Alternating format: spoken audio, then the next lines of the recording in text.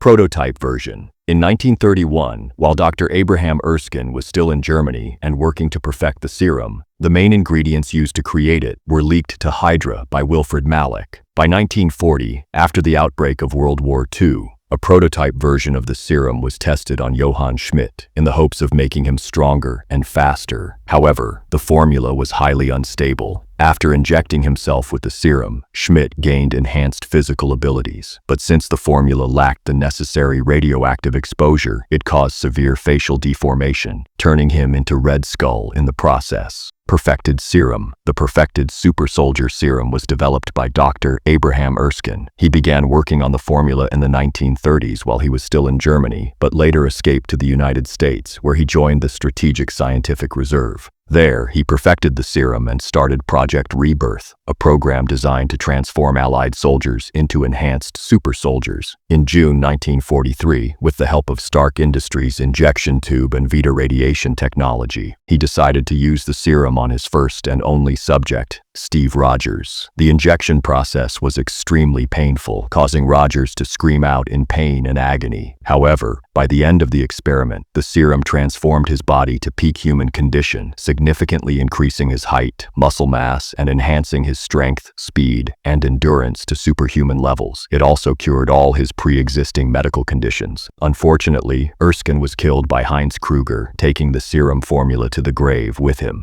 Hydra's version. In 1943, Hydra captured numerous American soldiers. They were presented to Arnim Zola to use as test subjects for his experiments, aiming to recreate the serum. Zola managed to create Hydra's first Super-Soldier Serum that didn't cause any side effects. Bucky Barnes was injected with the serum. Despite him not experiencing major physical changes in height or muscle like Steve Rogers did, he gained strength that rivaled his. With the serum in his blood, he managed to survive falling several hundred feet. However, he lost his left arm on impact. Hydra later retrieved him and equipped him with an advanced cybernetic arm that matched his super-soldier strength. They also brainwashed him to become a cold-hearted killer, turning him into Hydra's deadliest weapon, the Winter Soldier. U.S. government serum. Following the influence of Steve Rogers in World War II, the U.S. attempted to create their own super-soldier army. They ended up producing several different versions of the serum and forced African-American soldiers to be their test subjects. The soldiers who received the imperfect serum became unstable and started dying one after another, with Isaiah Bradley being the only soldier to receive a functioning version of the serum. He was deployed during the Korean War to eliminate the Winter Soldier and ended up overpowering him and severely damaging him. However, Bradley was imprisoned by the government for opposing them and had his blood constantly extracted by organizations like Hydra and the CIA because it contained traces of the serum.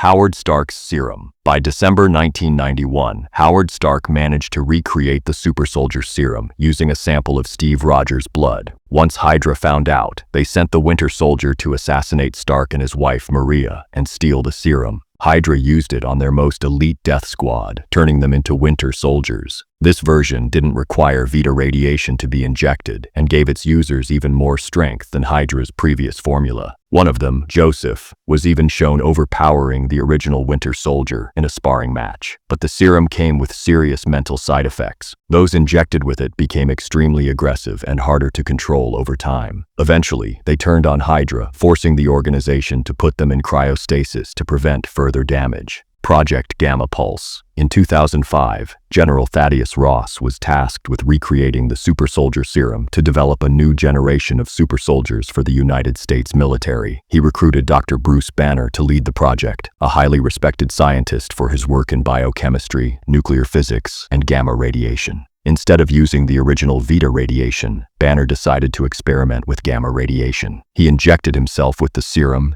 The experiment turned Banner into a massive green creature fueled by rage that was far stronger than any super soldier. Despite Banner and Hulk existing as two separate personalities for years, Dr. Banner managed to merge both of them together after the events of Infinity War. American recreated variant. In May 2010, under the orders of Thaddeus Ross, a variant of the serum had been recreated and was given to Emil Blonsky through multiple deep tissue and bone marrow injections, transforming Blonsky into a super soldier able to perform superhuman feats. However, this version of the serum had several side effects, including both physical and mental deterioration, such as a deformed spine and aggression. After Blonsky was given a transfusion of Hulk's blood by Samuel Stearns, it got mixed with the existing serum in his body and mutated him into the Abomination, a monster that rivals the Hulk in terms of strength. Later on, Blonsky managed to gain full control of his transformation. Soviet recreated variant. During the later years of the Cold War, the Soviet Union was able to perfectly recreate the serum and administered it to Alexei Shostakov. However, they were only able to recreate it once, leaving Shostakov as the Soviet Union's only unofficial super soldier, and started sending him on missions as Red Guardian. While his strength was comparable to that of the Winter Soldier, he lacked the same level of skill and combat efficiency. Replica serum. Following Hydra's disbandment, the CIA recruited Wilfred Nagel with the hopes of him being able to recreate the serum, as the CIA possessed samples of Isaiah Bradley's blood. Nagel managed to recreate the serum that had been given to him, but modified it so that its users did not undergo any physical changes, along with being able to self-inject the serum without the need for a machine such as the rebirth pod, making this version of the serum the most efficient. By 2024, he managed to create 20 vials, which were later stolen by Carly Morgenthau. She used the serum on herself and gave 7 other vials to members of the Flag Smashers. Another 11 vials were destroyed by Helmut Zemo, leaving only 1 vial unharmed.